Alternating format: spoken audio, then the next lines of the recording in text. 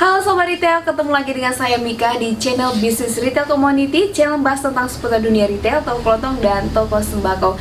Nah, kali ini saya mau share salah satu topik yang ini menurut saya adalah topik yang penting banget buat kelangsungan usaha kita, buat kelangsungan bisnis kita. Nah, kali ini saya mau kupas tuntas.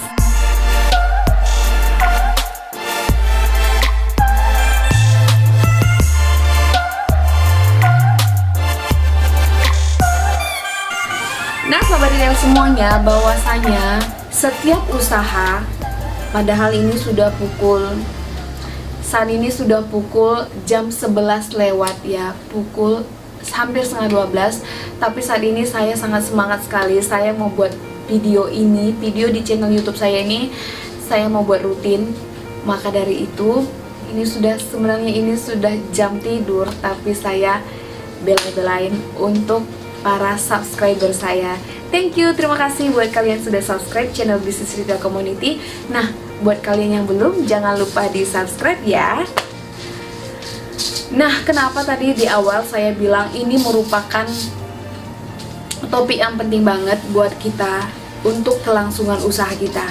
Teman-teman, setiap usaha yang namanya usaha apa aja itu pasti ada yang namanya resiko. Terlebih lagi buat kita usaha retail itu banyak sekali resikonya. Mungkin salah satu adalah barang expired. Ya, kita udah ngambil marginnya kecil, barangnya expired. Nah, kalau barang expired kita bisa balikan langsung ke distributornya, dan distributor akan mengganti barang kita. Mungkin barang-barang yang tidak terlalu terkenal atau barang-barang yang tidak ada iklannya juga, itu kan susah banget lagunya. Udah dipajang lama, udah didekatkan dengan barang yang laku, kita buat juga promo besar-besaran, beli satu gratis satu, nggak digubris juga sama konsumen. Itu kan resiko juga. Resiko yang ketiga adalah barang hilang. Ya, barang hilang ini sesuatu yang bikin saya kesal sering. Ketika saya stok barang, ketika saya stok opname, itu ada aja stok yang selisih. Nah, ini merupakan nambah kerjaan kita. Kita harus bongkar lagi CCTV. Nah, itu kan paling bikin pusing gitu loh. Dan keselnya kita marah sama siapa, marah sama karyawan, juga serba salah. Jadi kita harus tanggung sendiri. Nah, mungkin buat bisnis retail yang sudah franchise, mungkin barang hilang itu bisa dibebankan langsung ke karyawan mereka. Misalnya kayak karyawan kayak Indomaret, Alfamart, itu setiap bulan mereka itu harus membayar sekian rupiah untuk barang-barang hilang. Karena itu memang sudah dibuat perjanjian di kontrak mereka di awal. Ya, bagaimana dengan kita yang pelaku bisnis perorangan yang masih kecil, katakan aja lah masih kecil. Mungkin kalau bisnis retailnya juga sudah besar, mereka juga bisa bebankan, mungkin dengan kebijakan perusahaan mereka bisa bebankan sekian persen ke karyawan mereka. Tapi kalau toko kita yang masih SRC kecil juga, kita harus tanggung sendiri, teman-teman. Ada batas toleransi kehilangan atau yang disebut dengan BTK. BTK itu batas toleransi kehilangan. Itu sekitar 0,02% dari total penjualan setiap harinya. Nah, apa yang harus kita lakukan untuk meminimalis barang-barang yang hilang, meminimalis pencuri-pencuri yang datang ke tempat kita? Karena jujur ya teman-teman ya, bisnis kita ini merupakan incaran bagi orang-orang yang tidak bertanggung jawab, yang kerjanya memang spesialis pencuri minimarket. Banyak sekali kita lihat di media-media ya, para pelaku pencuri minimarket, dan itu memang sudah seperti sindikat. Nah, apa yang bisa kita lakukan? Yang pertama adalah tempatkan barang mahal di sekitaran kasir. Biasa kan kita punya nih rak di belakang kasir, atau di sekitaran kasir kita buat styling. Itu kita tempatkan barang-barang yang mahal di sekitaran kasir. Misalnya seperti susu kaleng, itu susu formula bayi kan mahal. Ya, susu formula bayi seperti Morinaga, seperti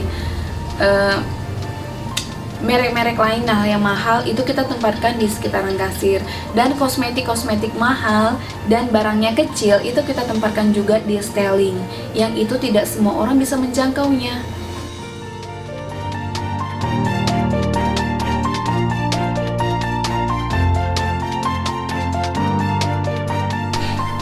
Nah teman-teman, di toko kita juga pernah beberapa kali terjadi pencurian, dan itu kita tahu itu tindak pencurian karena kita lihat dari rekaman CCTV.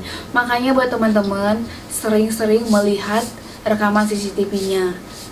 Nah kasus yang sebelumnya kita memang bisa selesaikan dengan cara kekeluargaan gitu, dan si pencuri ini juga nggak bisa ngeles, nggak bisa ngelak, karena kita punya rekaman visualnya, ada bukti visual yang mereka nggak bisa bicara apa-apa lagi.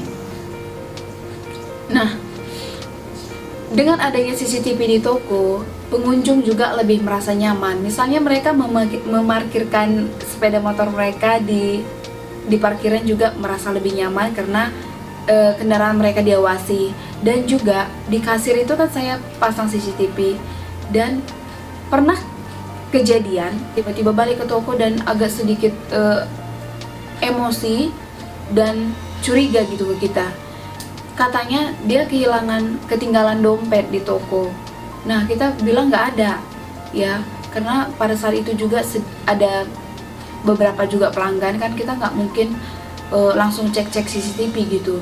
Dan mereka yakin 100% barang dompet dia itu tinggal di toko, dan kita bilang nggak ada. Kita tanya juga ke pekerja kita, mereka nggak ada melihat dompet gitu. Maka dari itu kita cek CCTV, memang bener nggak ada. Jadi dengan CCTV sangat terbantu sekali, banyak manfaat yang kita peroleh. Nah memang dengan penggunaan CCTV, pemakaian CCTV di toko itu tidak serta-merta menstop kehilangan ya, tapi setidaknya ini merupakan shock terapi buat pelaku untuk tidak mencuri di tempat kita. Nah buat teman-teman juga yang punya cara lain untuk meminimalisir tindak pencurian di toko kita, teman-teman bisa share di kolom komentar supaya kita bisa juga sharing-sharing bersama, belajar bersama bagaimana cara kita untuk meningkatkan bisnis retail ini. Nah terima kasih buat kalian yang sudah klik channel ini, dan buat kalian yang sudah subscribe, thank you so much. Dan buat kalian yang belum subscribe, jangan lupa seperti biasa like, subscribe, dan share video ini. Terima kasih, bye bye.